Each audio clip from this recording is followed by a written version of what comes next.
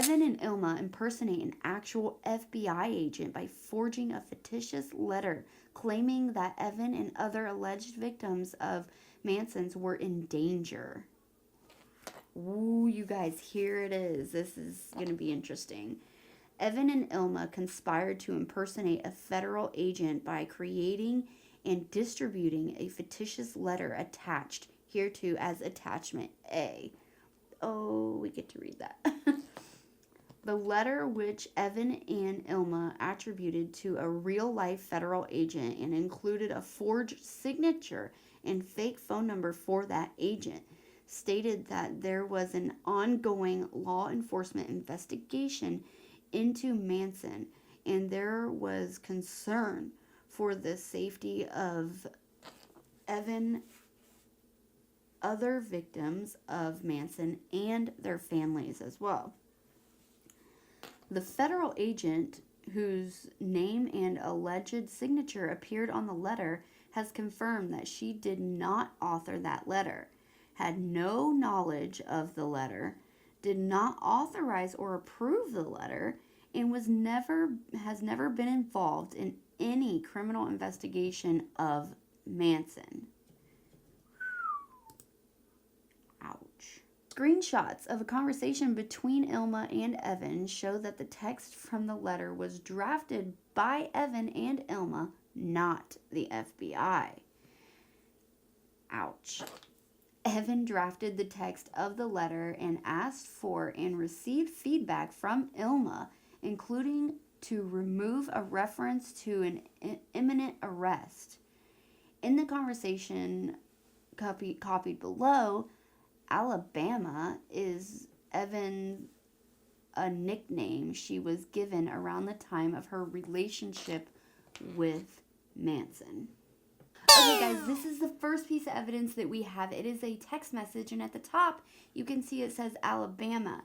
Now we just read that Alabama was Evan Rachel Wood's nickname, so it says here, whoa, I never seen this one. And it says a phone number is my new number. And then it says, here is the letter. To whom it may concern, please be advised that Miss Evan Rachel Wood is one of the primary witnesses in connection with an impending criminal prosecution in Los Angeles involving an international and well-known public figure.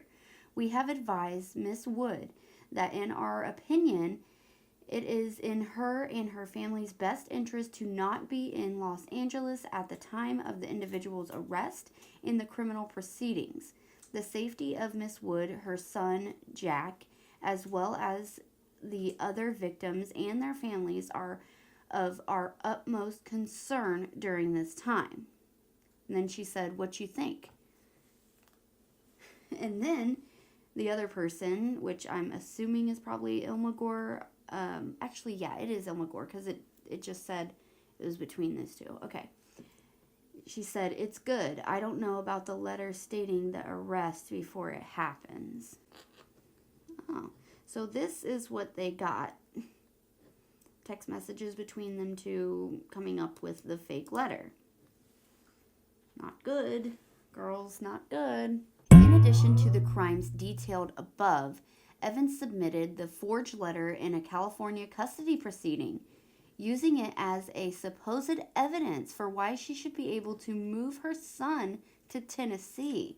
Citing and quoting from the letter, Evan lied under penalty of perjury, stating that she was, quote, advised by criminal investigators that my and my family's safety was at risk, and that, quote, to punctuate the seriousness of this situation, I was provided with a correspondence from a representative of the Federal Violent Crimes Department from the FBI, end quote.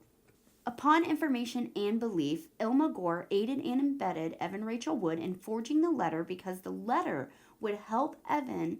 The forged letter would be picked up by the press and draw attention to the Phoenix Act, Evan and the false allegations against Manson, and the forged letter would be used to recruit, encourage, and convince people to claim they were abused by Manson because they were being led to believe that Manson was a threat to their safety and he was under federal investigation. Wow. Whoa, girls, you messed up. How could they leave a trail this huge? Jeez. Okay, so now we're going to talk about Illma Gore creating a fictitious email and impersonating herself as Marilyn Manson. From in or around September 2019 until the present, Illma Gore used fake email accounts pretending to be Marilyn Manson to create correspondence that she believed would be harmful to Manson and bolster the allegations levied against him. One such fake email account created and controlled by Illma Gore was bhwarner1969 at gmail.com. BHW are Marilyn Manson, Brian Warner's initials, and 1969 was the year he was born. Marilyn Manson did not create this email account, and he never ever used it. For example, upon information and belief in or around September 2019, Illma Gore used these fake accounts to send and receive emails containing links to pornography. Upon information and belief, these links are believed to have contained prohibited content, as the URLs currently do not work and thus were likely taken down. So I'm assuming it's like child bad movies and things like that to get him like in big trouble, or like maybe R-word movies. I don't know. As another example, upon information and belief, Illma Gore used fake email accounts to create documents that looked like Manson communicating with attorneys regarding a criminal investigation. In one such email dated February 8th, 2021, just days after Evan Rachel Wood and several others made fictitious claims about Manson, or against Manson, in a coordinated attack, B.H. Warner 1969 received an email from a person purporting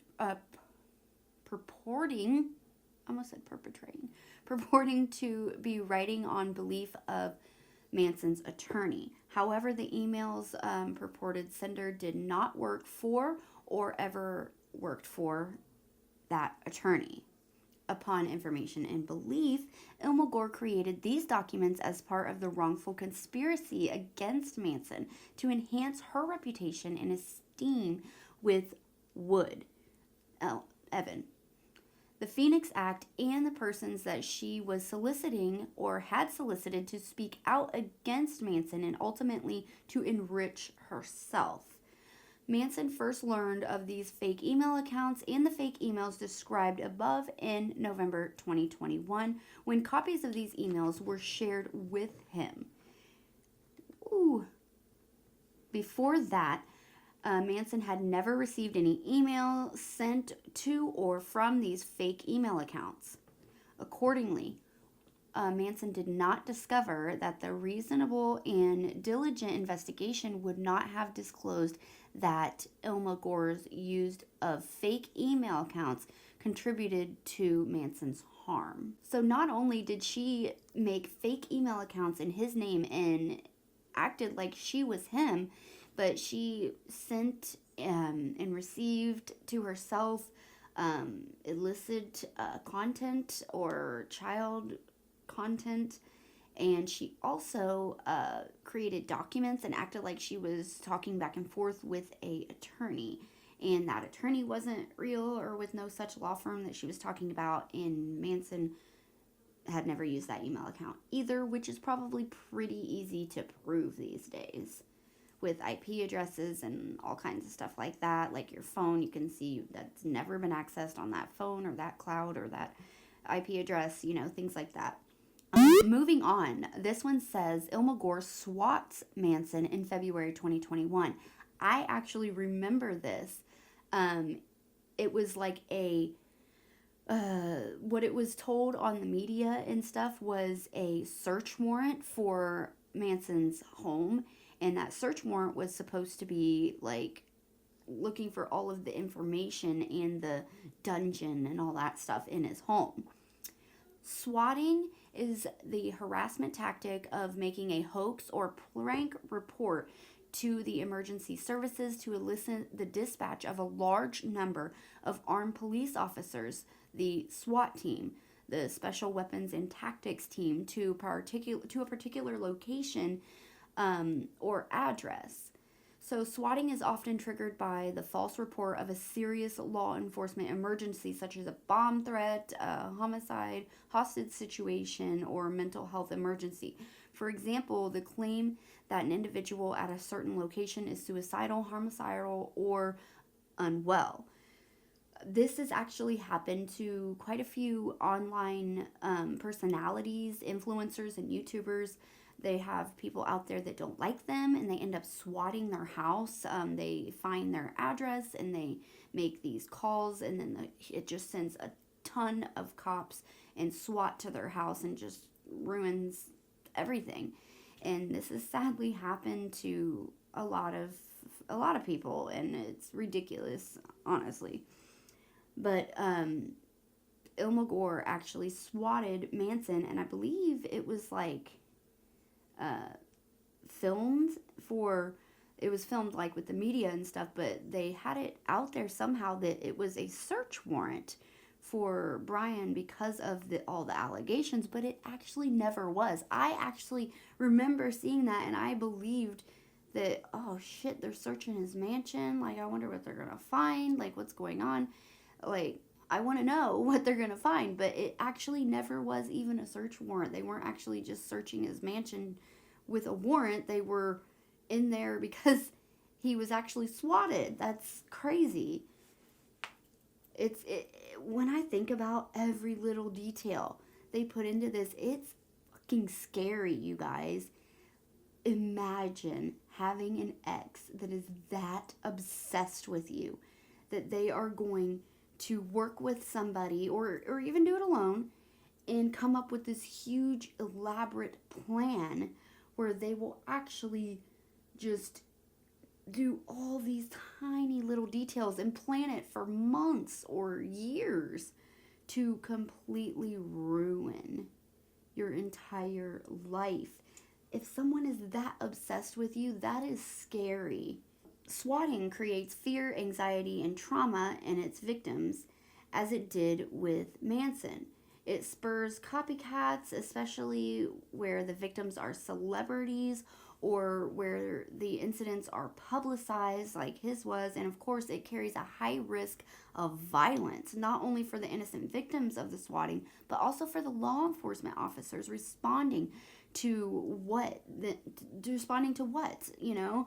Then it appears to be a serious emergency. They think they're going to a serious emergency or a murder or a hostage situation, and they could go in there and something could happen. They could freak out, or the homeowner can freak out and not know who it is and shoot a gun, and then they could shoot a gun. I mean, so many things can happen. You're setting up someone to potentially be physically harmed as well when you do that, and that's going too far. Illma Gore swatted Manson on or around February 3rd of 2021. The LAPD was notified that the FBI had received a call from a friend of Manson named Illma Gore. Why would she use her own name? Is she like what is that? So Illma Gore, who claimed that an emergency existed because she had not been able to reach him and was concerned for his safety because she just cares so much, right, guys? This report was false. Manson was at home with his wife and a guest and not in any danger whatsoever. Illma Gore knew her report was false, and she and Manson have never even met each other. So why would she be calling, saying that she's a friend of his and she's worried she can't get a hold of him, blah, blah, blah. And honestly, why would that entice a entire SWAT team? Like, if I called the cops right now and said, hey, I am really, really worried about my friend. I haven't been able to get a hold of him in like a week. They're not replying to anybody, and I'm nervous. Here's their address. Please go check. the cops would go check. Probably one cop with a partner. Why did they send a whole flippin' SWAT team? Is it because of the allegations they had just made and because he's a celebrity? Maybe. I don't know. Anyways, when Warner did not answer the door, more units arrived and, okay. So, maybe it was just 1 or 2 units and then he didn't answer the door, so they called backup. So more units arrived and the LAPD helicopter was deployed as well. Jeez, because hang on a second, hold on. Now at first that told me, oh, okay, so they called backup because nobody answered. But if you think about it, again, if I call my friend, I'm worried, can't get a hold of her. The cops go there, knock on the door, nobody answers. Normally they would leave and then call me back and be like, I couldn't get a hold of her, she didn't answer the door, she wasn't home. Or he or she. And then you say, okay, well, can you please check at another time? I'm really worried, and if I get a hold of them, I'll let you know as well. Or something like that. Why would they just deploy more and more backup at a helicopter? And I mean, of course he is Marilyn Manson as well. Probably a pretty busy guy. It wouldn't be out of the ordinary if he wasn't home. So that's kind of odd to me anyway. Just a well check? But I don't know. Then again, look what they did to Britney with the freaking... Anyways, the officer continued to attempt to gain access into Manson's home, and the low-flying helicopter circled above, shining its spotlight into Manson's property and into the windows of his home. Approximately 8:10 p.m., a person associated with Manson received an email from an LAPD detective stating that, quote, "Today we were notified by the FBI that they received a call from a friend of Mr. Manson. The friend, Illma Gore, has not been able to reach him and is concerned for his safety. We went to his residence, but there was no answer. Is there a way for us to contact him to check on his well-being? If not, you can have him reach out to Illma, please. If not, like, if he doesn't want to talk to the cops, please have him reach out to his friend. She's worried." I still don't see why she would use her real name. That's kind of, like, not very smart, or she's not really thinking clearly, or she didn't really think of all the steps in that plan. What's the word I'm looking for? Stupid. Yeah, that one. The LAPD returned several times and entered Manson's property. Eventually, the police left after determining that there was no evidence of any trouble whatsoever.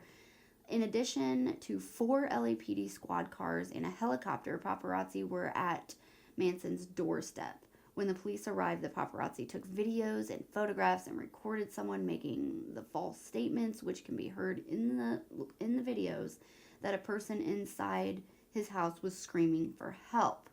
This created an even more dangerous situation for Manson and his wife and guests inside the house, which, yeah. Upon information and belief, the paparazzi were present because they had been tipped off in advance by Illma Gore, who, was explained below, had solicited and improperly received Manson's home address and other personal information. So she actually went out and found his address and his personal information. I believe, if I'm remembering the facts correctly, she had posed as like an assistant or a friend or something like that, and was calling like the people he works with now and asking like the address and like just manipulating them out of information they never should have given out. But so she got his address. She swatted him, and she also tipped off the paparazzi at the same time so they would be there to film it all for their documentary. It kind of sounds like all of the ducks are getting into a line and they're going right in a row. I don't know. I could be wrong. Tell me if you think I'm wrong. I would love to hear your opinions as well. But to me, it seems like there was all these ducks spread everywhere, and then some whistle was blown, and then they all like kind of knew it was time to get in line. I don't know. Okay. That evening, video and images of the police response were posted and went viral online, as it was reported that Marilyn Manson's home was swarming with cops after a worried friend called concerned for the singer's well-being, saying that they'd become unavailable to get in touch with him for hours. Other outlets reported a welfare check was requested by an alarmed friend who had spent several hours trying to contact the singer just days after the slew of women publicly accused him of abuse. Many of these published stories linked to the abuse allegations made against Manson, to the police's response. So they linked Evan Rachel Wood and all these women's accusations to the police being at his house. The media linked those, and that's what they wanted to happen. Predictably, press reports focused heavily on the fact that just 2 days earlier, on February 1st, Evan Rachel Wood and several other women made public accusations against Manson. This was all by design. And it looks like a pretty fucking Picasso as we look at it. Like, I'm sorry, but it definitely looks like it was meant to be that way. I just don't understand why 10 years later you were married, you had a son, you got a divorce, but you're with someone now. Why would you be so crazy obsessed with your ex-fiance from 10 years ago? Illma Gore made the false report in order to elicit the dispatch of a large number of armed police officers. Her purpose, including harassing and causing harm to Manson in the immediate wake of the highly organized and orchestrated February 1st accusations, drawing further attention to the false accusations against Manson that she had coordinated and created a situation that could result in video footage of Manson being arrested. And you know how much money you can get for that? I'm sure a lot. It also created a scenario in which Manson, his wife, and his guests could have been harmed in a chaos of the moment. This swatting by Illma was part of the scheme to benefit the Phoenix Act, Evan Rachel Wood, and the film project, and to curry favors with Evan Rachel Wood and the potential and existence accusers. Based on the press coverage of the police response, which reported on the disturbing incident at Manson's home and the allegations levied days earlier, but not that this, quote, welfare check was a hoax, Gore was successful. Illma Gore hacks Manson's computer files and social media accounts. So let's talk about this. So upon information and belief, Illma Gore gained unauthorized access, hacked pretty much, Manson's email login and passwords, social media logins and passwords, and social security number as well. Which, I'm sorry, isn't that fraud? Isn't that like a felony? Like I said earlier, I'm a law dork, but I'm not quite sure of that one. Among other sources, Illma Gore solicited and obtained this information from Ashley Walters. Aha. That's why if I was famous, you guys, if I was like a big celebrity, I still don't think I would give my personal assistant or anybody any passwords to any of my accounts. I mean, especially when you're famous, you don't know who's your friend and who's not. Even if you're paying them, like Ashley Walters, she was his assistant, I wouldn't tell her. I would make a separate email account for certain things that she needed to look at, and that's all I would put in there. Ashley Walters was Manson's former assistant and one of the women recruited by Illma Gore and Evan Rachel Wood to make accusations against Warner. She was one of the 3 or 4 or 5 who first came out, I remember. because I went and got her statements and all the other statements and put them all in a video, and I remember her is the point of what I'm getting at, I guess. As part of her I thought it said homework. As part of her work for Manson, Ashley Walters was entrusted with Manson's private information by Manson and his representatives. So she was his employee. She was entrusted with his private and personal information. And after he fired her, I don't know why. He didn't change all his passwords, but maybe he didn't think of it. I don't know. His representatives probably should have thought of it, but whatever. As is common in the entertainment business and numerous other professionals that handle sensitive, potentially high-profile matters, Ashley Walters entered into a confidentiality agreement that prohibited her from disclosing such information. So I wonder what's going to happen to her there as well. Can she be sued? I mean, of course she can be sued. But is he going to sue her also? I would, personally. Illma Gore procured from Ashley Walters, among other private and protected information, Manson's email and social media logins and passwords, and Manson's social security number, home address, and phone number as well. Illma Gore procured this information knowing that she would use it to gain access and to use data, a computer system, a computer network, and or computer services.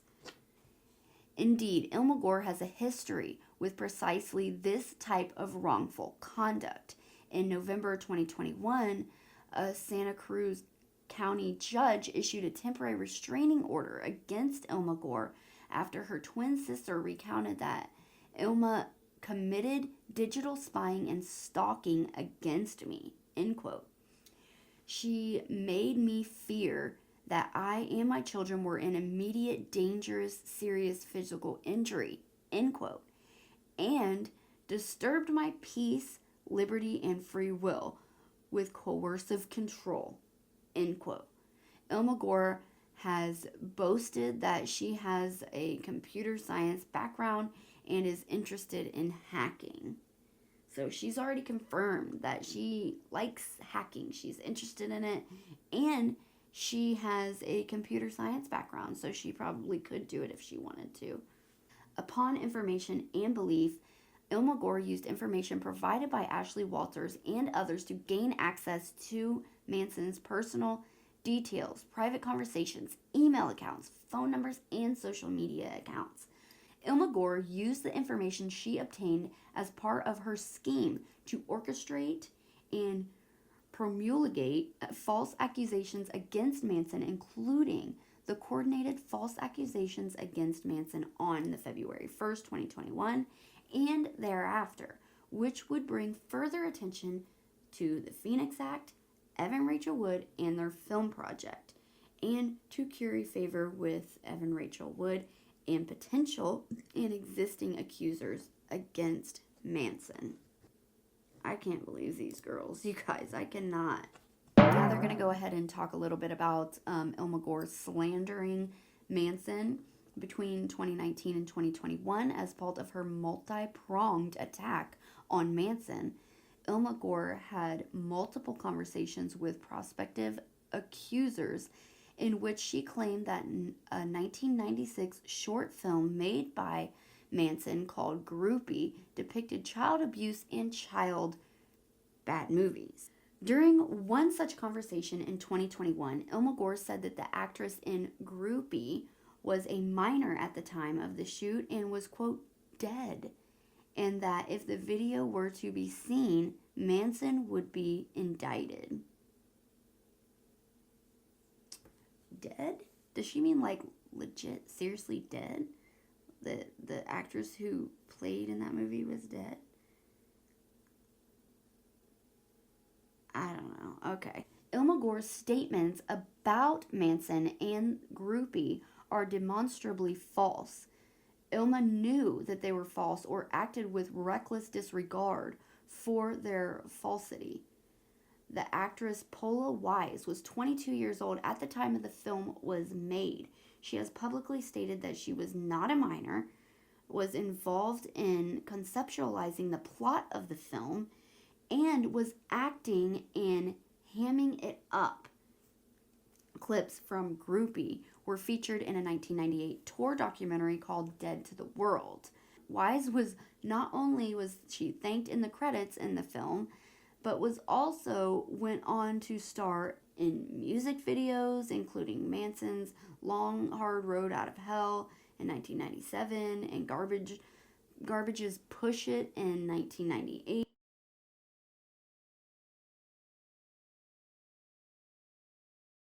It also said that Evan Rachel Wood condoned and encouraged Illma Gore to promulgate defamatory falsehoods about Manson in order to further their conspiracy, because they believed that coming up with these rumors, I guess you can call them just rumors, that the woman who starred in Groupie was underage at the time, then it would draw more attention to the Phoenix Act and their conspiracy. Now that also makes me think about Evan Rachel Wood. How many times have you heard Evan Rachel Wood call herself a baby when she talks about her and Manson being together? She constantly is calling herself a baby. She is constantly saying that Manson groomed her from before she was a adult, from when she was a minor, and basically nothing is her fault. She was just a baby and she didn't know anything, and she just perpetrates herself as just so sweet, so innocent. She was just a little girl. But the reality is she was an adult at the time. She was legally of legal age when they started dating. He did nothing wrong there. And she has also claimed that Manson got pictures of her, nude photos of her when she was a minor, and tried to blackmail her with those. Now, we have also heard, I'll link the videos down below, but Colonel Kurtz has also talked to someone about those pictures, and they said, they were there. I believe it was an interview, but basically she was not a minor in those pictures. That's the whole point I'm trying to make, that I can't spew out for some reason. Whew. Okay. Let's take a look at this. International infliction of emotional distress. Manson incorporates by reference the preceding allegations and is fully set forth herein. Illma Gore and Evan Rachel Wood's conduct was outrageous in that it was so extreme and as to exceed all bounds of that usually that usually tolerates in a civilized community. This conduct included initiating at least one incident of illegal and highly dangerous swatting of Manson, soliciting, receiving, and using logins, passwords for Manson's personal and business social media and email accounts, and his address, phone number, and social security number without his permission, falsifying correspondence from a fictitious federal agent claiming that there are concerns for safety of Evan Rachel Wood, other alleged victims of Manson and their families, as well as an ongoing federal criminal investigation targeting Manson. That's 3. Making knowingly false and defamatory statements against Manson, including that the actor of the Groupie was a minor and she wasn't. Recruiting, coordinating, and pressuring multiple women to make false accusations against Manson and to be part of their little film project. Illma Gore and Evan Rachel Wood intended to cause Marilyn Manson emotional distress. In the alternative, Gore and Wood acted with reckless disregard of the probability that Manson would suffer emotional distress as a result of their conduct. So they did not care one bit. Warner suffered emotional distress. Now, I believe this to the extreme. I mean, I don't care who you are. If the entire country turns on you and you're fired from every job and every project you have, and everybody you work with just throws you out the window and right under that bus, and everybody hates you and there's tons of people coming out saying these things that you didn't do, how much emotional distress would that cause you? I cannot stand when one person says that I did something that I know in my heart I didn't do. I couldn't imagine whether 20 of them were saying the same thing, that I did all this stuff to all these people and I didn't. I couldn't imagine. But on top of that, the entire world hating me, and then everybody firing me and cutting all business and probably personal ties with me as well. Yeah, I'm sure that causes emotional distress to the max. Illma Gore and Evan Rachel Wood's outrageous conduct was a substantial factor in causing Manson's severe emotional distress and was the actual and proximate cause of the emotional distress as well. Illma Gore and Evan Rachel Wood acted with oppression, fraud, or malice, as defined by California Civil Code, and engaged in highly reprehensible conduct, warranting punitive damages. Yikes, girls, yikes. Prayer for relief. Wherefore, the plaintiff, Marilyn Manson, respectfully prays for the following. He wants damages, including general and special damages in the amount to be proven at trial. So he's not even asking for a specific amount. He wants the jury or the judge, whoever decides this, to, discuss and come up with an amount, what they think he deserves. Punitive damages he's asking for. All cost, interest, and attorney fees to be extended by law. He wants them to have to pay for all of his attorney fees and court costs, which makes a lot of sense to me because, imagine you are sitting there living your life, minding your business, la la la la la, and an ex from 10 years ago decides to come out and say all these horrible allegations against you that you know in your heart are lies, and did this entire crazy thing, and you have to then spend thousands and thousands, if not millions of dollars on lawyer fees and court costs and all that crap trying to sue them to defend yourself, and you win, then yes, they should definitely pay for your attorney fees because you shouldn't have had to pay for that in the first place.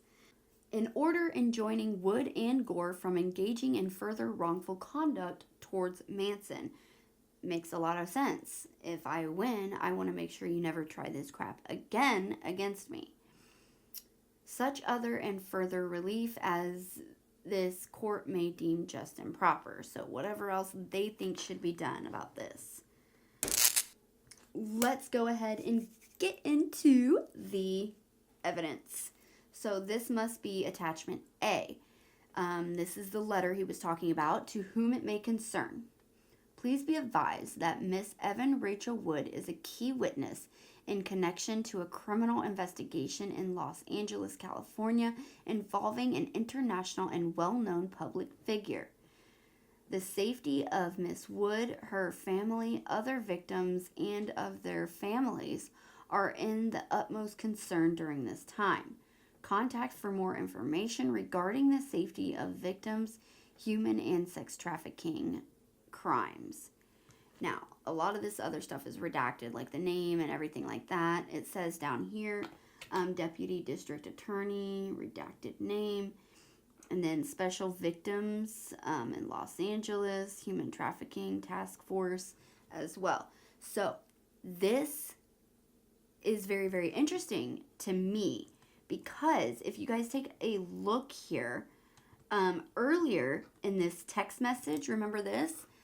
This was her little draft that she made, and she talked about, they've advised, blah, blah, blah, she shouldn't be in Los Angeles at the time of the individual's arrest and criminal proceedings, and her safety is good, what they're important or whatever.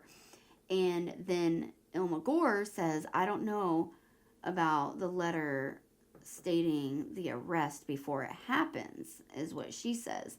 And then when we take a look at the actual letter that was sent out, it doesn't say anything about the arrest in it. That That's very, very interesting to me. And the next one here is the checklist. Now, this is the checklist that was sent to all of the recruited women. Now, this says, yes, they're willing to testify. They were a sexual partner and a spouse of Manson's. It says that they were offered a project or personal opportunity that never came to fruition or was vastly different of how it was presented. So a lot of the victims said that they were brought here under false pretenses, that Manson promised them some kind of opportunity that he never delivered on. So that's in the checklist right there. The R word that we can't say on YouTube, blood drinking. They were forced to drink blood. Cut or assaulted during togetherness. Can you say sex on YouTube? I'm sure you can. I don't know. Whatever. Cut or assaulted during sex without prior consent, tied up or bound, locked in bad girl room, or unable to physically leave. That's a lot. That's what most of them, I think all of them said. Now, where it says made to guard another girl, make sure she doesn't leave or commit suicide, that's not checked. I don't know why it's on there, but it's not checked, which means they don't say it. So why is it on there? I don't know. Sleep deprivation, which all of the girls said.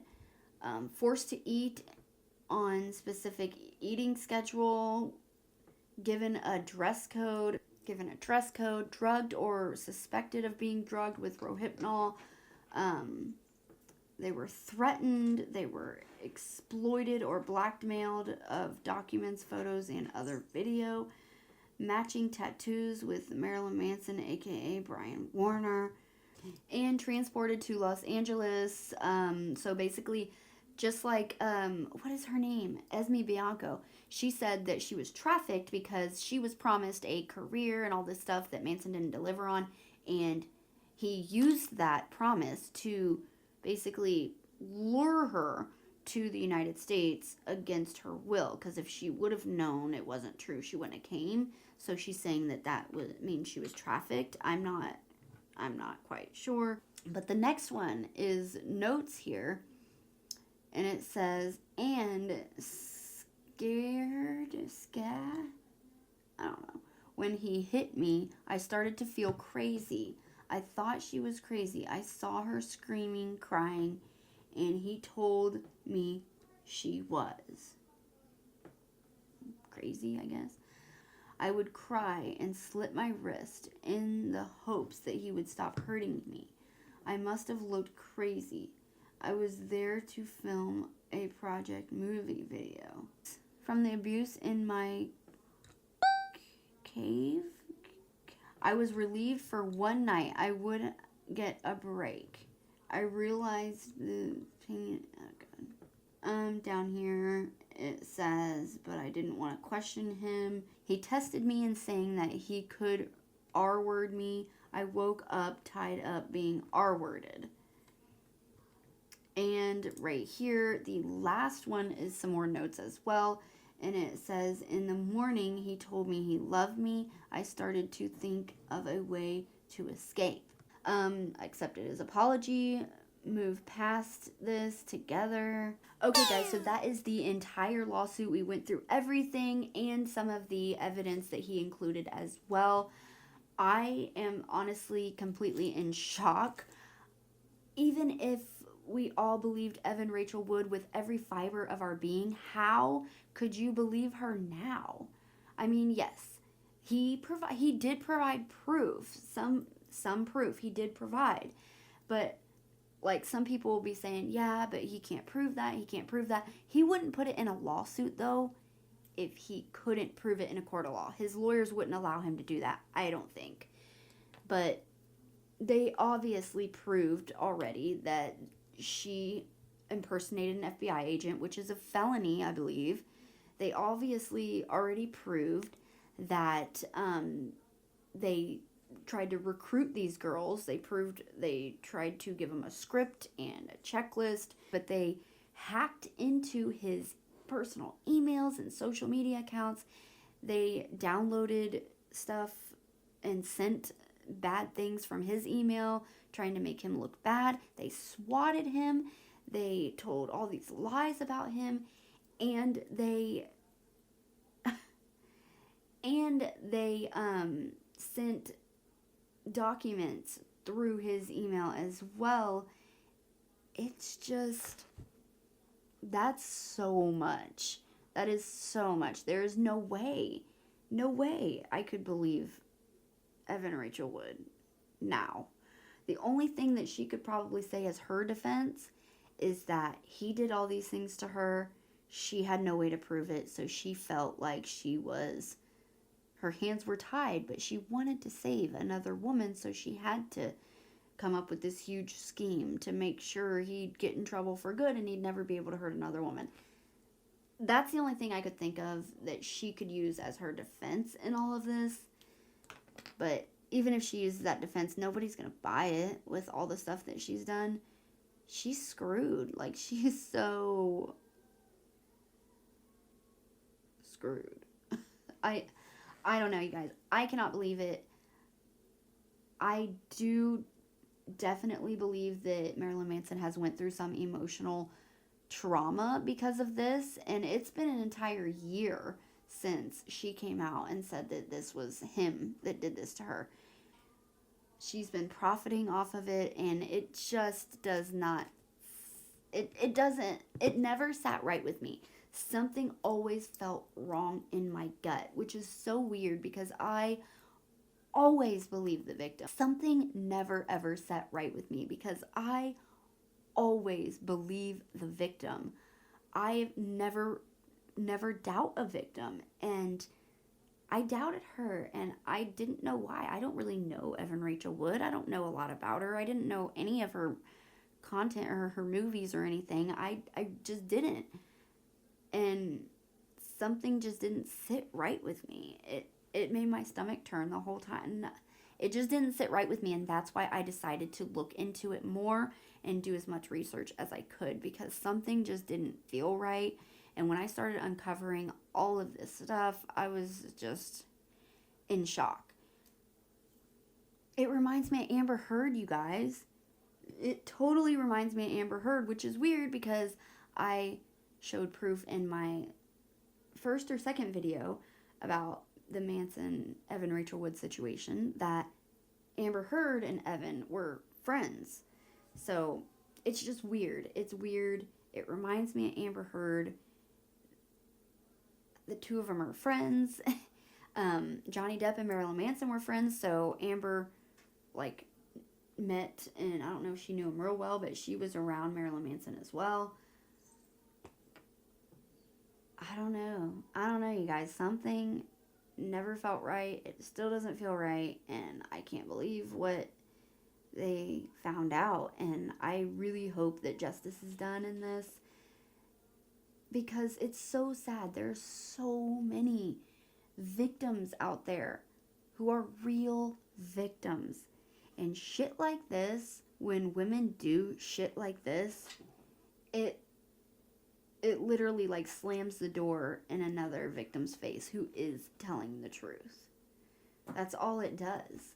Alright guys, that is everything. Those are all my thoughts and opinions. I am dying to know what you guys think about all of this, the entire lawsuit, everything that was unfolded today.